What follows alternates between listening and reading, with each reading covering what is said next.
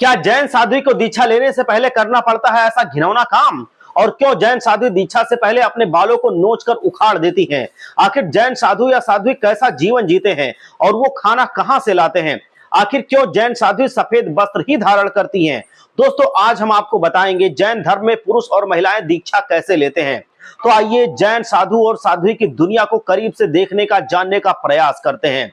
Number 1, Jain साधु सुबह 4 या 5 बजे सोकर उठ जाते हैं।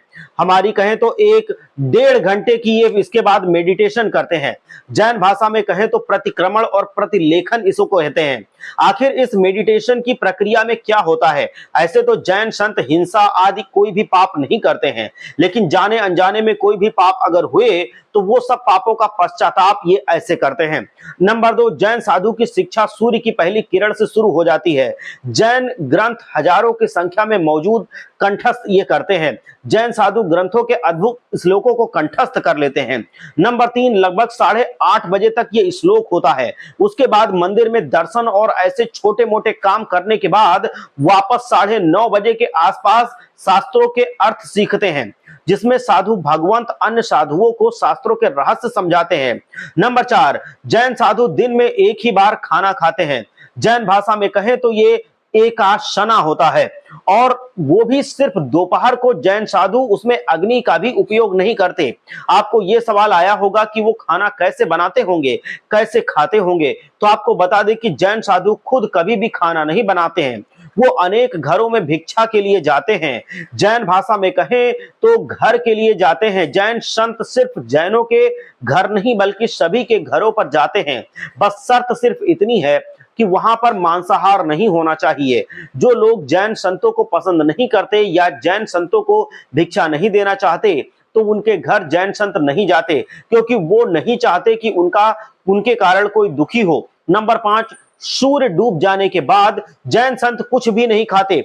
खाना तो बहुत दूर की बात, वो पानी भी नहीं पीते। पूरी जिंदगी वो इस प्रक्रिया का पालन करते हैं और ऐसी प्रतिज्ञा को निभाते हैं।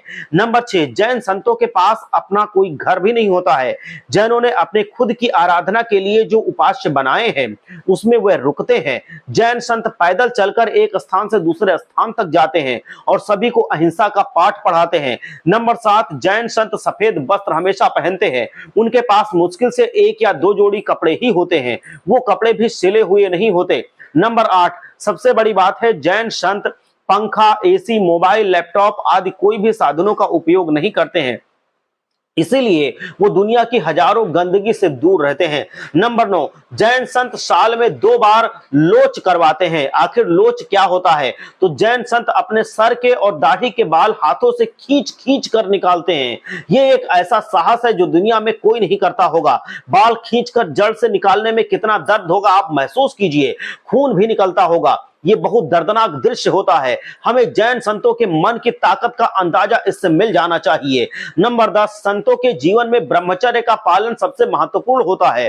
मन में कभी भी गंदे विचार नहीं लाते। दीक्षा लेते समय ही कुछ मजबूत आचारों का पालन करते हैं, और जैसे कि विजातीय इंसान को स्पर्श तक नहीं करना है।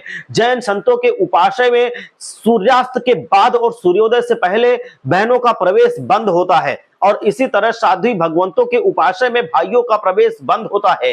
ब्रह्मचर्य ही जैन संतों का सबसे बड़ा स्नान होता है।